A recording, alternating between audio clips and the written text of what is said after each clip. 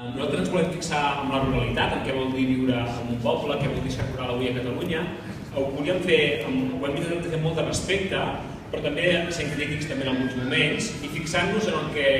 n'anomenem micropobles. Això ha sigut possible i això avui és un dia d'agraïments, i perdoneu si anem repetint molts agraïments, però és que avui justament sou aquí perquè us volem donar gràcies a tots i cadascun de vosaltres per molts motius diferents, però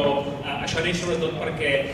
vam presentar el projecte a l'Associació de Micropobles de Catalunya, que reuneix a un centenar d'ajuntaments que tenen menys de 500 habitants. El territori d'on som, a cavall entre l'Alt Urgell i la Cerdanya,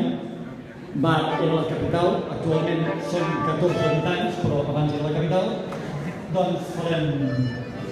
la marxa de veritat enllaçada amb la marxa del Comar, que era un dels protagonistes que havia al poble de Tordera.